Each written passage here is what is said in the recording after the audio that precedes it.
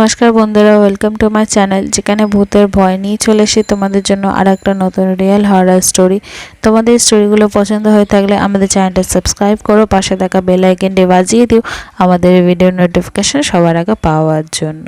আর অবশ্যই করে লাইক করো, কমেন্ট করে জানিয়ে তোমাদের স্টোরিগুলো কেমন লাগছে। তোমাদের পছন্দ হয়ে থাকলে নিজের বন্ধুদের মাঝখানে অনেক অনেক করে শেয়ার করো। তোমাদের সাথেও যদি কোনো রিয়েল হরর এক্সপিরিয়েন্স হয়ে থাকে তো সেটা আমাদের সাথে শেয়ার করতে পারো।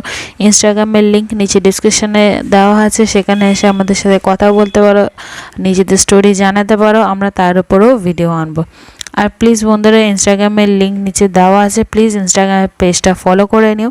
তাহলে চলো আজকের গল্প শুরু করা যাক। যুগল বেরিয়ার কানা ভুলো। বছরের পর বছর ধরে যুগল বেরিয়া নামক এক গ্রামে এক রহস্যময় গল্প ছড়িয়ে পড়ে। সেই গল্পের কেন্দ্রবিন্দু ছিল একজন রহস্যময় ব্যক্তি, কানাভুলো। কানাভুলো তার অদ্ভুত নামের জন্য পরিচিত হলেও সে ছিল গ্রামের এক ভয়ঙ্কর চরিত্র। তার একটি চোখ অন্ধ ছিল, কিন্তু সে সবকিছুই দেখতে পেত। দিনের বেলা একজন নিরীহ, নির্জীব মানুষ, কিন্তু রাতের আধারে তার রূপ একেবারে বদলে যেত। গ্রামের মানুষজন তার আশপাশ দিয়ে যাওয়ার সাহস করত না, বিশেষ করে রাতের সময়। কানাভুলো এক সময় এক ভ্রমণকারী ছিল। যুবক বয়সে একাকী ভ্রমণে বেরিয়ে পড়ত। কিন্তু এক রাতে বেরিয়া থেকে ফেরার পথে সে একটি ভয়ঙ্কর ঘটনার শিকার হয়। সেদিন তার দৃষ্টিশক্তি হারিয়ে ফেলে এবং তার জীবন বদলে যায়। স্থানীয়রা বিশ্বাস করত সেই রাতেই তার মধ্যে কোনো প্রেতাত্মা প্রবেশ করেছিল। যুগল বেরিয়া গ্রামের মানুষজন মনে করত কানাভুলো তাদের জন্য অভিশাপ। সেদিনের বেলায় নিরীহ মনে হলেও রাতের বেলা তার দৃষ্টি ছিল তীক্ষ্ণ, যেন অন্ধকারে সব দেখতে পেত। তার উপস্থিতি গ্রামের বাতাসে এক অজানা আতঙ্কের সৃষ্টি করত।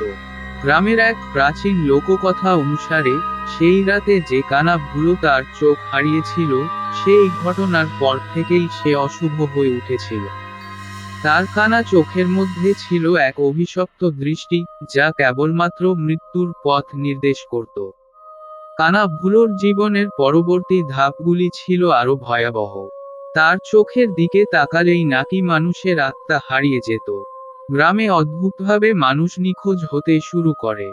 কেউ রাতের অন্ধকারে ঘর থেকে বের হলে আর ফিরে আসতো না।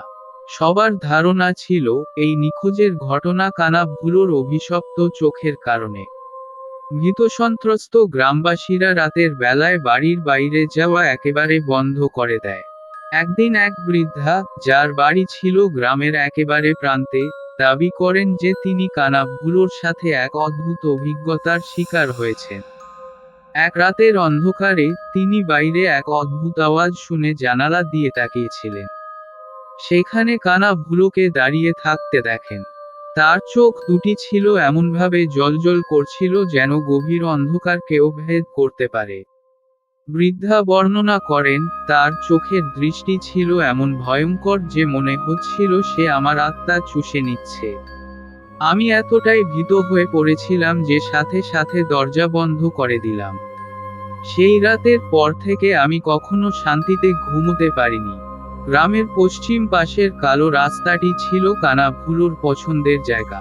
এই রাস্তা দিয়ে কেউ রাতে যাতায়াত করলে পরদিন তাকে আর দেখা যেত না। এক রাতে গ্রামের দুই যুবক সেই রাস্তায় সাহস করে পা বাড়ায়। তারা শুনেছিল কানাভুলোর কাহিনী, কিন্তু তা বিশ্বাস করত না। তারা মাঝরাস্তায় পৌঁছে শুনতে পায় এক অদ্ভুত গুঞ্জন। ধীরে ধীরে সেই আওয়াজ কাছাকাছি আসতে থাকে। আচমকা কানাভুলোকে তারা রাস্তার পাশে দাঁড়িয়ে থাকতে দেখে। তার এক চোখের মধ্যে অদ্ভুত এক আলো জ্বলছিল। সেই আলো যখন তাদের উপর পড়ে, তখন তারা যেন জমে যায়। এরপর তাদের আর খুঁজে পাওয়া যায়নি।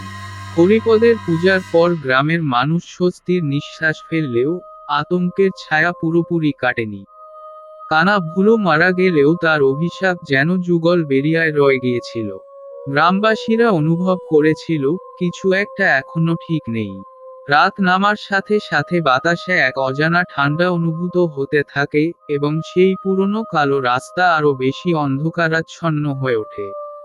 কানাভুলোর মৃত্যুর পর কিছুদিন সব শান্ত থাকলেও একদিন হঠাৎ করে গ্রামের এক বাচ্চা ছেলে, রতন, সেই কালো রাস্তার ধারে খেলা করতে করতে হারিয়ে যায়।